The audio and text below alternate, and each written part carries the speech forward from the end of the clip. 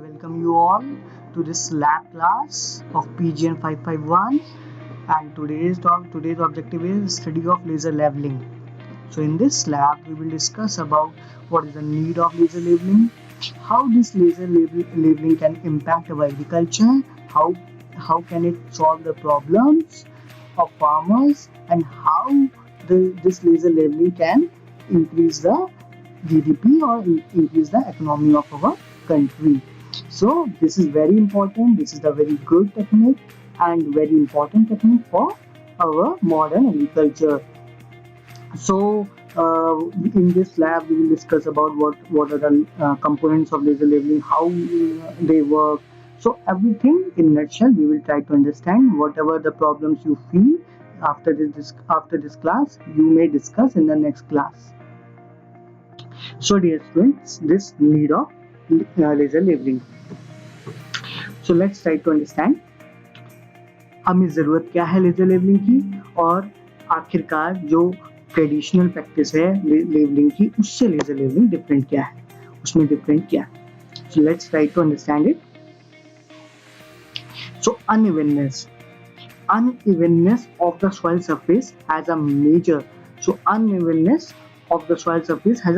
impact on the germination, stand and yield of crops through nutrient water interaction and soil moisture distribution pattern. तो इसका मतलब main चीज हमें समझ में रखनी है कि unevenness of the soil surface, अगर सॉइल सरफेस एकदम लेवल नहीं है, सॉइल सरफेस अनडिलेटेड है, अनइवन है, तो उसका डायरेक्ट इम्पैक्ट किसके ऊपर आएगा? जर्मिनेशन के ऊपर, प्लांट पॉपुलेशन के ऊपर एंड डायरेक्टली इस पे आएगा यील्ड पे. तो यील्ड ऑफ द क्रॉप सफर करेगी, the yield of crop will suffer. So how this happen? Because the plant takes nutrient from the soil, and if these nutrient will be uneven distributed in the land, or the water will be uneven distributed to the land, it will directly impact on germination, population and yield of the crop. So let's move. Wait a minute. So land leveling is a precursor to good economic, soil and crop management practices. तो इसका मतलब land levelling is very very important. Land levelling क्यों important है? क्योंकि हमें पता चल गया है, हमें ये चीज समझ में आ गई है कि लैंड लेवलिंग क्यों इंपॉर्टेंट है. Why it's important, why it's necessary? because it can improve germination, it can improve the plant population and directly yield. और yield अच्छी हो जाएगी तो हमारी economics अच्छी हो जाएगी. ओके, ये लेजर लेवलर काम कैसे करता है इसके बारे में हम समझेंगे, डायग्रामेटिकली वीडियो के थ्रू भी समझेंगे. We will try to understand with all the best mediums. Okay, so farmer recognize this and therefore devote considerable attention in leveling their fields properly. However, traditional methods of leveling land are not only more cumbersome and time consuming but more expensive as well. तो जो पुराना method है हमारा traditional method levelling का, simple levelling का, उसमें क्या है? लेबर बहुत लगता है, टाइम बहुत है और हार्ड वर्किंग है और इट्स एक्सपेंसिव टू. तो ये आपने डायग्राम देख रहे होंगे, ट्रैक्टर में लगा हुआ है control box and this is laser receiver. एक लेजर ट्रांसमीटर है. ये काम कैसे करता है अभी हम समझेंगे. ये लेजर ट्रांसमीटर यहाँ से लेजर बीम भेजता है, ये रिसीव करता है. The transmitter sends the beam to the receiver and receiver से हमारा किया जाता है, फिर कंट्रोल बॉक्स की तरफ जाता है, फिर से हमें लेवलिंग करने में इजी होता है. वो अपने आप हाइड्रोलिक की प्रोसेस के थ्रू मूव करता है ऊपर नीचे. कैसे करता है अभी हम समझेंगे, डायग्रामेटिकली समझते हैं. Fields that are not level have uneven crop stands, increased weed burdens and uneven maturing of the crops. देखिए, अगर मैं आपको एक एग्जाम्पल से समझाता हूँ. सपोज यहाँ पे एक फील्ड है. Wait a minute, let me suppose, wait a minute. Okay, suppose यहाँ पे हमारी एक फील्ड है और ये लेवल नहीं है, ये अनइवन है। यहाँ पे ज़्यादा ऊंचाई है, यहाँ पे ज़्यादा ऊंचाई है, यहाँ पे कम है सपोज, और यहाँ पे फिर ज़्यादा ऊंचाई है सपोज। ऐसा है कि यहाँ पे ज़्यादा है, यहाँ पे कम है। तो जिसकी वजह से क्या होगा, अगर हम कोई भी मटेरियल देते हैं, जैसे फर्टिलाइजर देते हैं थ्रू मीन्स ऑफ वाटर, और हम इरिगेशन भी देते हैं अगर, तो क्या होता है, अनइवननेस आ जाती है। और अगर फील्ड अगर हमारा वेल लेवल रहेगा, तो उससे क्या होगा कि हमारा जो न्यूट्रिएंट्स है या जो भी हमारे इनपुट हैं, हमारा वाटर है, वो इवनली डिस्ट्रीब्यूटेड होगा। Okay, so therefore that's why it's essential. So it unevenness increase weed burdens, uneven maturing of crops. All these factors tend to contribute to reduced yield and grain quality, which reduce the potential farm aided income. तो इसका मतलब क्या हुआ कि yield घटेगी। Yield क्यों घटेगी? जब प्लांट को न्यूट्रिएंट ढंग से नहीं मिलेगा, और न्यूट्रिएंट ढंग से नहीं मिलेगा तो क्या होगा, क्वालिटी भी, क्योंकि हमारी जो क्वालिटी होती है, जैसे प्रोटीन्स हो गए, एमिनो एसिड की प्रोफाइल होती है, तो वो क्या होता है, वो जो होगी वो अच्छे से बन नहीं पाएगी, जिसकी वजह से क्वालिटी जो है हमारी लोअर हो जाएगी। So effective land leveling is meant to optimize water use efficiency, improve crop establishment, reduce the irrigation time and effort required to manage crop. ठीक है, हमारे क्या टाइम बच जाएगा, इरिगेशन टाइम बच जाएगा। अगर हमारी अगर फील्ड है, फील्ड में 10 घंटे लगते हैं, सपोज किसी फील्ड में हमारे 10 घंटे लगते हैं, सपोज हमारी फील्ड में 10 घंटे लगते हैं, और 10 घंटे में और ये अनलेवल्ड है, और सपोज एक ऐसी लैंड है जिसमें क्या है 5 घंटे लगते हैं। क्यों लगते हैं? क्योंकि वो वेल लेवल्ड है। इससे क्या होगा, एकदम से वाटर बहुत तेजी से स्प्रेड हो जाएगा, बहुत तेजी से इवनली डिस्ट्रीब्यूट करेगा, और हमारा टाइम बच जाएगा। और टाइम बच जाएगा तो हमारा वाटर अमाउंट भी बच जाएगा। जैसे क्या होता है कि 10-10 घंटे 12 घंटे हमारे इरिगेशन में लग जाता है, वो हमारा बच जाएगा, और टाइम बचेगा तो वाटर की क्वांटिटी भी बच जाएगी। तो इसलिए इसकी वाटर यूज एफिशिएंसी ऑप्टिमाइजेशन में ये लेवलिंग काम आती है, इसमें भी काम आती है। So studies have indicated that a significant 20-25% amount of irrigation water is lost during its application at the farm due to poor farm designing and unevenness of the land. Therefore, आपको ये चीज क्लियर हो जानी चाहिए कि evenness कितनी important है। Evenness is very very important. So this problem is more pronounced in case of rice field, because rice field needs much water, and unevenness of fields lead to inefficient use of irrigation water and also delayed tillage and crop establishment options. तो इसका मतलब क्या हुआ, जब field preparation होता है तो उस टाइम पे हमारा लेवलिंग इज वेरी इंपॉर्टेंट। अगर लेवलिंग नहीं होगा तो हमारा वाटर जो है लॉस हो जाएगा। वाटर लॉस हो जाएगा तो क्या होगा, हमारी एफिशिएंसी उसकी घट जाएगी, ठीक है, और हमारा टिलेज भी हमारा डिले हो जाएगा। क्रॉप एस्टेब्लिशमेंट ऑप्शंस फिर हमारे ऐसे करते करते सारी process crop agronomic practices delay हो जाएंगी।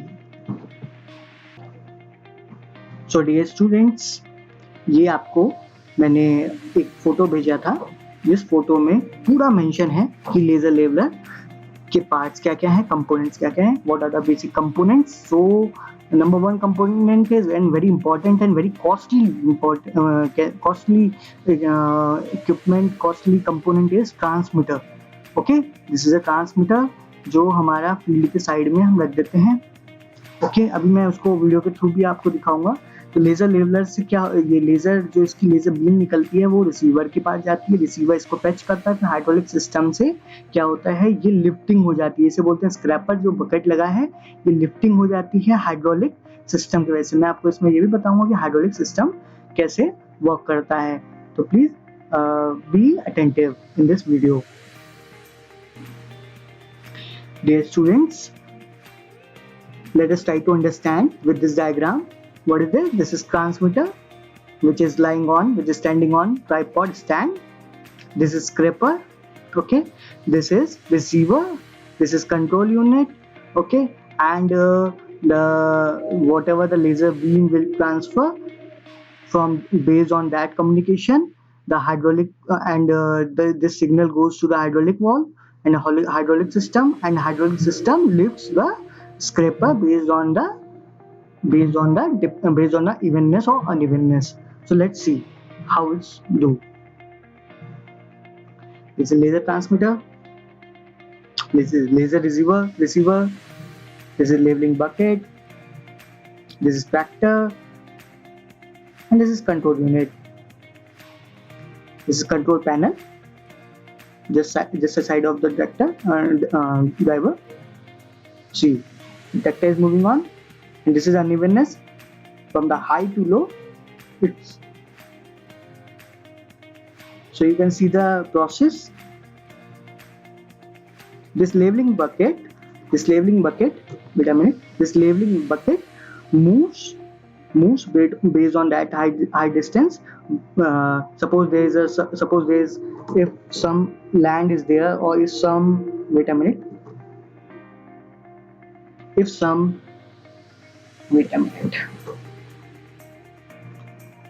suppose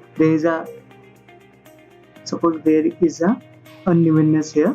Suppose there is a land, suppose there is a soil heap here, and we have to label it. So how it do so? It just, because of the hydraulic system, it just uplift this labeling bucket. So let's see.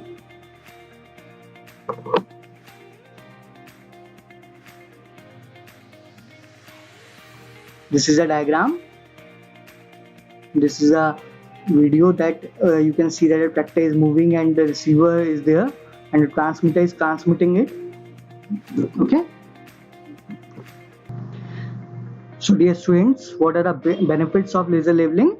It's more level and smooth soil surface, reduction in time and water required to irrigate the field, more uniform distribution of water in the field. Okay, uniform distribution होगा, uniform moisture environment crop को मिल जाएगा, मोर uniform germination होगा, मोर uniform growth होगी, more uniform population रहेगा, reduction in seeds, fertilisers, chemicals and fuel used in culture operations, improve field trafficability. इसका मतलब क्या हुआ, हमारा सीड इनपुट घटेंगे, फर्टिलाइजर कम फर्टिलाइजर लगेगा, हमें ज़्यादा फर्टिलाइजर नहीं लगाना होगा, केमिकल्स भी कम लगेंगे एंड सिमिलरली फ्यूल भी कम लगेगा। क्योंकि फ्यूल क्यों कम लगेगा? क्योंकि हम ट्रैक्टर जो है, हम जो भी इनपुट देने के लिए लगा रहे हैं, यूज कर रहे हैं, वो कम टाइम लेगा लेजर लेवलर, जिसकी वजह से फ्यूल की भी बचत होगी। तो इकोनॉमिकली ये बेस्ट है। या लेजर लेवलर जो है हमारा लगभग 3-4 लाख का मिल जाता है और सब्सिडी डिफरेंट स्टेट्स में सब्सिडी मिलती है। सब्सिडी जो मिलती है वो लगभग कहीं 50,000 मिलती है, कहीं 1 लाख मिलती है इसमें। तो कुल मिलाकर ये कन्वीनियंट ऑप्शन रहता है हमारे फार्मर्स के लिए। बट ये स्टूडेंट्स, इसमें कुछ लिमिटेशंस होती हैं। जैसे लिमिटेशंस क्या है, हमारा हाई कॉस्ट है, जैसे मैंने आपको बताया 3-4 लाख का मिलता है instrument. Need for skilled operator to set adjust laser settings and operate the tractor. इसमें काफ़ी स्किल्ड लेबर चाहिए हमें, क्योंकि जो हमारा रिसीवर और ट्रांसमीटर की जो हमारी एक्सपर्टीज़ है वो बहुत इंपॉर्टेंट है। तो क्योंकि इसमें हल्का सा भी एरर अगर करते हैं तो हमारी मशीन को भी डैमेज हो सकता है, या अगर हम कुछ इसमें गलत करते हैं तो हमारा अच्छे से लेवलिंग नहीं हो पाएगा। So more efficient for regularly size and shape field. So more sufficient for regularly size and shape field, this is very important. So weed control, also land labeling increases yield. A large part of this increase is due to improved weed control. Improved water coverage from better land labeling reduces weed by up to 40%. इसका मतलब weed control बहुत अच्छा हो जा रहा है, weed control improve हो रहा है हमारा लेजर लैंड लेवलिंग में। क्यों होता है ये सबसे अच्छा, ये एक चीज समझते हैं इसमें, ये इम्प्रूव क्यों होता है। Suppose this is a field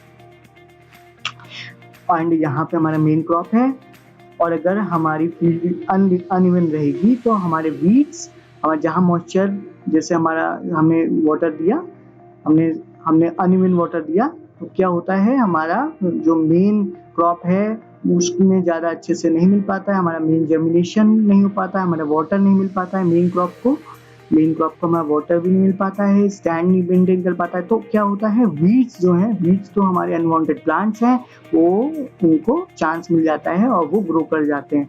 तो वीड कंट्रोल बहुत अच्छे से कंट्रोल हो जाता है हमारे लेजर लेवलिंग में। क्यों हो जाता है वीट कंट्रोल? क्योंकि जर्मिनेशन अच्छा हो जाएगा, जर्मिनेशन अच्छा होगा, स्टैंड अच्छा हो जाएगा, स्टैंड अच्छा होगा तो वीट को कम टाइम मिलेगा, कम चांस मिल पाएगा उगने के लिए। और दूसरी चीज़, अगर हमारा वीट भी अगर हमारा क्रॉप अच्छा है और लेवल्ड है हमारी फील्ड, तो हमारा पानी जो है वो हमारा पानी भी क्रॉप को इवनली मिलेगा, जिससे हमारी वीट कंट्रोल में हमें कोई दिक्कत नहीं होगी। जैसे कि आप ये देख सकते हैं डायग्राम में कि लेजर लेवलर वर्क कैसे करता है, इसको हम समझने की कोशिश करते हैं फिर से एक बार समझते हैं इसको। ये क्या किया, ट्रांसमीटर ने रिसीवर को सिग्नल दिया, ठीक है। बेस्ड ऑन दैट सिग्नल, ये जो सिग्नल जा रहा है, ठीक है, ये सिग्नल कंट्रोल यूनिट में जाता है। कंट्रोल यूनिट में यहाँ पे आप देख सकते हो कंट्रोल यूनिट में गया है। तो कंट्रोल यूनिट में क्या कर सकता है, हम अपलिफ्ट कर सकते हैं स्क्रैपर को हम गिरा सकते हैं या अपलिफ्ट कर सकते हैं।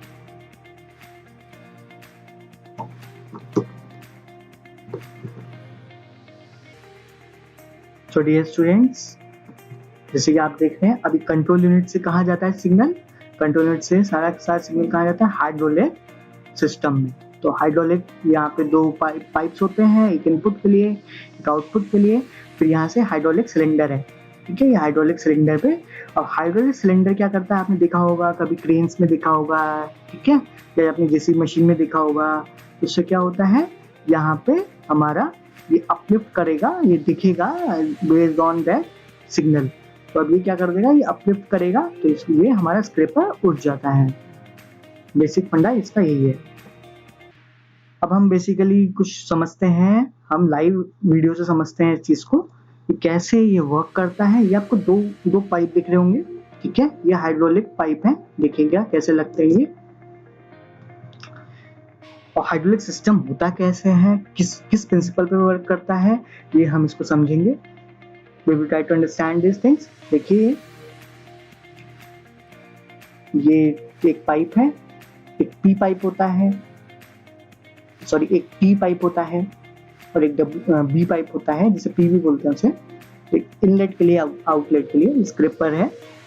ये यूनिवर्सल लेवलर है, लैंड लेजर लेवलर है, जिसका एग्जांपल ले रहा हूँ। ये देखो आपने अभी देखा होगा, ये देखिए ये हमारा हाइड्रोलिक सिलेंडर है जो हमारा मूव करता है लास्ट में सिग्नल मिलने के बाद। ये देखिए ये उठ रहा है, ठीक है, कंट्रोल यूनिट से यहाँ से सिग्नल जा रहा है। ये देखिए ये ट्रांसमीटर है, ये ट्रांसमीटर आपका, ये रिसीवर है, ये रिसीव करता है, जो ट्रैक्टर के साथ चलता रहता है, और ट्रांसमीटर से एक साइड में हमारा रहता है।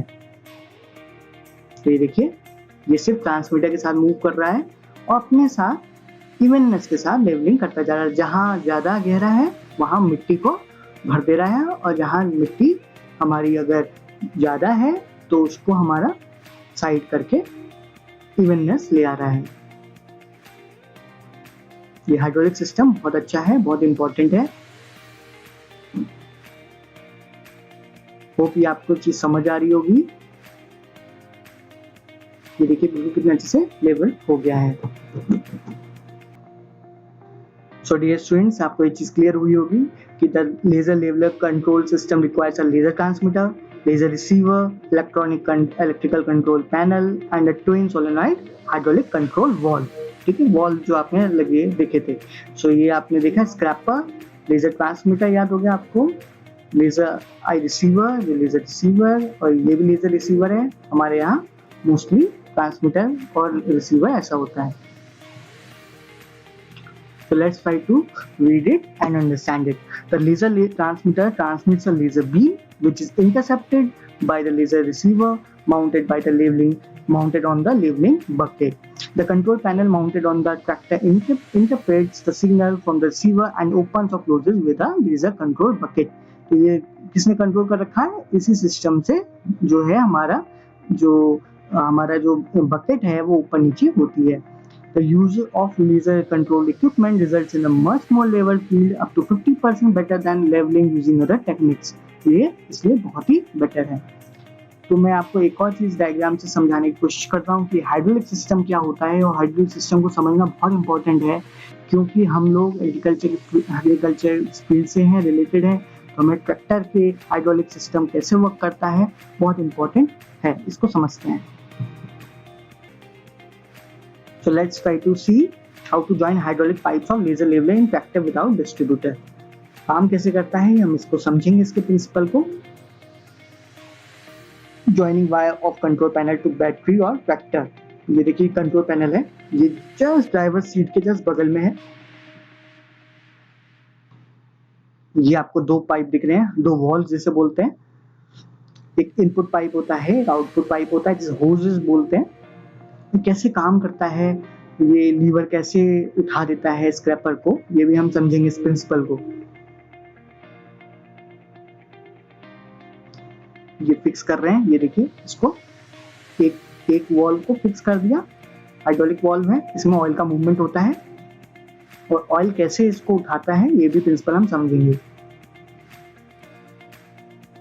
एक आउटफ्लो पाइप होता है, एक इनफ्लो पाइप होता है। तो डियर स्टूडेंट्स, मैं आपको एक चीज इससे जाने से पहले एक प्रिंसिपल समझाता हूँ आपको, तो बहुत इंपॉर्टेंट है समझना आपके लिए। Wait a minute.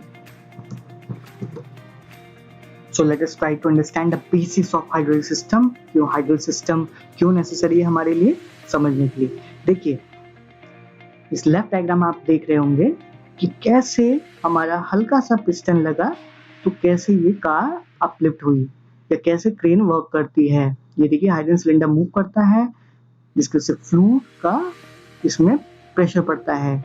ये देखिए दो होजेस दिख रहे हैं जो मैंने आपको अभी बताया था, दो होजेस होते हैं, एक तरफ से इनलेट होता है। तो प्रिंसिपल क्या होता है, एक्चुअली पास्कल का प्रिंसिपल होता है, अभी हम समझेंगे इसको पास्कल का प्रिंसिपल कैसे वर्क करता है। ये हमारे एरोप्लेन में जब लैंडिंग होती है तो हमारे जो इसके टायर्स खुलते हैं वो भी सेम वे में सेम प्रिंसिपल पे लागू होते हैं। तो ये पास्कल जो पास्कल थे, तो पास्कल ने प्रिंसिपल जो उन्होंने बहुत अच्छा सा एक चीज स्टडी की और स्टडी करने के बाद बहुत ही वैल्यूएबल उन्होंने लॉ बनाया है, वैल्यूएबल लॉ उन्होंने दिया है। तो देखिए उसको, फिर हम उसको समझते हैं डिटेल में। यस, तो उन्होंने क्या दिया कि Pascal for says that when pressure exerted anywhere upon an enclosed liquid is transmitted undiminished in all directions to the interior of the container। तो इसका मतलब अगर यहाँ से प्रेशर दिया जाए, प्रेशर क्या होता है, प्रेशर होता है फोर्स अपॉन एरिया। तो प्रेशर अगर let me try to show you something. Suppose यहाँ से उन्होंने प्रेशर दिया, तो प्रेशर क्या होता है, फोर्स बाय एरिया। तो let us try to understand it the basics. ये देखिए क्या हो रहा है, इसने प्रेशर दिया तो इसने मल्टीपल टाइम्स में प्रेशर जा रहा है। तो अगर देखिएगा लार्ज फोर्स आ रही है, हमने हल्का सा एफर्ट दिया लेकिन वो बहुत ही ज्यादा फोर्स में गया है। सपोज देखिए एग्जांपल देखिए, 5 पाउंड फोर्स दिया है अगर पर स्क्वायर एरिया, ठीक है, 5 फोर्स हो गया पाउंड और 1 स्क्वायर एरिया हो गया, तो प्रेशर 5 है, तो 5 psi का प्रेशर चल रहा है। बट पास्कल ने जो बताया कि अगर 10 स्क्वायर पर यूनिट एरिया है, अगर यहाँ पे स्क्वायर एरिया है ज़्यादा, तो हमारा जो फोर्स होगी वो हमारी उसी रेशियो में रहती है। तो 10 स्क्वायर एरिया में कितनी हो जाएगी, 5 की 50, तो इसका हमारा 50 पाउंड फोर्स लगेगा, तो फोर्स हमारा ज़्यादा आ जाएगा। ठीक है, वेट अ मिनट।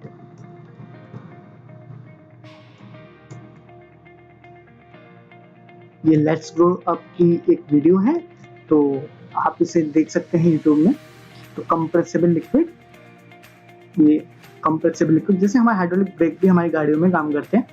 बेसिक फंडा यही था कि हाइड्रोलिक सिस्टम वर्क कैसे करता है, और अब हमें ट्रैक्टर में कैसे काम करता है इसको और समझते हैं डिटेल में। अब जैसे देखिए ये आपको एक डायग्राम दिख रहा है, ये लो प्रेशर, हमें एक चीज समझ में आ गई कि हाइड्रोलिक में क्या होता है, लो प्रेशर देते हैं, हल्का सा प्रेशर देते हैं, हमारा हाई प्रेशर बाहर आता है। ठीक है, हमारे पास ज्यादा हाई प्रेशर आउट होता है। तो ये पास्कल का जो लॉ है ये इसमें यूज होता है। तो इसको समझते हैं। जैसे ये पंप है, ठीक है, इसने क्या हमें टैंक ले रखा है। सबसे पहले एक चीज ध्यान रखिएगा, टैंक है, सपोज टैंक में क्या किया, टैंक में क्या है, फ्यूल है। सपोज अगर 1 लीटर फ्यूल है तो वही वापस भी आ जाएगा, तो हमें बार बार फ्यूल भरने की जरूरत भी नहीं है और हमारा काम भी हो जा रहा है। देखिए मेन चीज़ होती है पुराने पहले तरीके आपने अगर सुने होंगे तो न्यूमेटिक पंप होते हैं, मोटर बेस्ड पंप होते हैं, और ये होता है हमारा हाइड्रोलिक बेस्ड। हाइड्रोलिक बेस्ड बहुत चीपर है, एफिशिएंट है। तो इसमें क्या हो रहा है, देखिए यहाँ से गया लो प्रेशर से गया और टैंक से लो प्रेशर में गया सक्शन के थ्रू। उसके बाद क्या होता है, बेटा मिनट, उसके बाद क्या होता है, ये लो प्रेशर में गया, पंप से ये हाई प्रेशर बनता है, पंप से हाई प्रेशर जनरेट होता है, मैनिफोल्ड ब्लॉक में जाता है, और वहां से क्या होता है, यहाँ से क्या होता है, ये देखिएगा यहाँ से क्या होता है हमारा, ये डायरेक्ट जो हमने अभी होजेस देखे वहाँ होजेस की तरफ ये प्रेशर चला जाता है। ठीक है, ये हमारा ट्रांसमिट हो जाता है, तो जिसकी वजह से यहाँ पे स्क्रैपर अपलिफ्ट हो जाता है इसकी वजह से। तो मेन फंडा इसका यही है कि लो प्रेशर से हाई प्रेशर में हम क्रिएट कर लेते हैं हल्के से एफर्ट से, जिसकी वजह से हमारा जो बकेट है वो अपलिफ्ट हो जाता है। So the question is that how to laser level land. Okay, so how to laser level land? So laser leveling requires soil to be shifted from the high points of the field to the low points. Is the most cost-effective way. In most situations, field will need to be plowed and a topographic survey undertaken before leveling commences. So step one is plowing the field. Step 1 is plowing the field. So plow the field preferably from the center of the field outwards. तो हम क्या करते हैं centre से, तो field के centre है, field के सेंटर से हम जो फील्ड है फील्ड के सेंटर से हम बाहर की तरफ प्लोइंग करते हैं। ठीक है, लेवलिंग आपको पता होना चाहिए, लेवलिंग जो है प्लोइंग के बाद ही की जाती है। तो प्लो किया जाएगा, it is preferably to plough the field when the soil is moist, because if the soil is plowed dry a significant increase in tractor power is required. So हमारे जो मॉइस्चर होना चाहिए वो ऑप्टिमम होना चाहिए, ये भी हमें ध्यान रखना होता है। तो डिस्क हैरोज और tine implements are ideal for second working. All surface residues need to be cut up और remove to aid soil flow from the bucket. Okay, तो बिल्कुल ये चीज इंपॉर्टेंट है कि रेजिड्यू निकल जाए। ठीक है, हमारे ये प्लोइंग की बात है स्टेप 1 का। स्टेप 2 में क्या होता है, कंडक्टिंग अ टोपोग्राफिक सर्वे। अब हम ये पता करते हैं कि स्लोप कैसा है, हाइट कहाँ ज़्यादा है कहाँ कम है, क्योंकि हमें उसी बेसिस में हमें क्या करना होता है, हमें लेवलिंग करनी होती है। तो once the field is ploughed you should conduct a topographic survey to record the high and low spots in the field. So from the survey readings, you can then establish the mean height of the field by taking the sum of all the readings and dividing by the number of readings taken. So mean height हमें पता चल जाती है, mean height, क्योंकि आपको mean height से ही मतलब है, क्योंकि जो ट्रांसमीटर है वो आपको रिसीवर को भेजेगा based on the height. ठीक है, based on the height.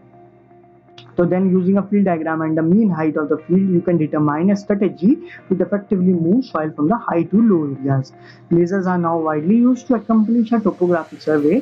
They are very quick, simple to use and readily available in most countries. Recording can be taken up to a radius of 300 meter from the transmitter. तो इसका मतलब transmitter से receiver कहाँ तक जा सकता है, कितने मीटर तक जा सकता है, 300 मीटर तक। और भी एडवांस टेक्नोलॉजी पे वर्क कर रही है। So one person can operate a laser level. The laser surveying system is made up of a laser transmitter, a tripod, a measuring rod, and a small laser receiver. A major advantage of laser surveying is this: is accuracy, simplicity of use, and only one person is needed. हमें ज़्यादा person की use नहीं है इसमें, क्योंकि हमारा सारा चीज़ machine से हो रहा है। बेसिकली आपको ये चीज़ डायग्रामेटिकली समझ में आ गया होगा, but फिर भी हम इसको और समझते हैं कि using a laser level. So number 1, open the tripod legs and adjust the individual positioning of the legs until the base plate is relatively level. Use the horizon as a visual guide to get the base plate level, क्योंकि हमें reference point चाहिए होता है। So attach the laser transmitter to the base plate. Okay, हमने base plate जो रखा है उसके ऊपर हम लोग लेजर ट्रांसमीटर लगा देते हैं जो सिग्नल भेजेगा। If the laser is not self levelling, adjust the individual screws on the base of the transmitter to get the bubble into the centre of the both circles. ये जब आप practical करेंगे आपको और क्लियर होगा। So most lasers will not rotate unless the transmitter is level. तो ये चीज़ technical चीज़ है जो फार्मर जो फील्ड में रेगुलर करता है वो चीज़ उसको जानता भी होगा और उसको गाइड भी किया जाता है। तो once the transmitter is level attach the receiver, हमें जो है बेसिकली कंसेप्ट क्लियर होना चाहिए पूरे अच्छे तरीके से। तो once the transmitter is level attach the receiver to the staff and activate the sound monitor. Sound के लिए भी होता है, साउंड भी उसमें बजता है। तो the laser is now ready to commence recording heights. All measuring should be recorded in a field book that can be easily carried in a shirt or trouser pocket. तो मेन चीज है हमारी height जो है record हो गई, वो important है। Labeling a field involves the following steps. The laser control bucket should be positioned at a point that represents the mean height of the field. The cutting blade should be set slightly above ground level, 1 to 2 centimeter. And the tractor should then be driven in a circulation direction from the high area to the lower area, क्योंकि जो high area से जाएगा तो मिट्टी जो है lower area को देता हुआ जाएगा, गिराता हुआ जाएगा। हमेशा लोअर से हाई की तरफ नहीं जा सकते हमें हमेशा हाई से लो की तरफ जाना होता है, क्योंकि इवननेस हमें लानी होती है। सो होप ये स्टूडेंट्स आपको ये चीज़ क्लियर हुई हो।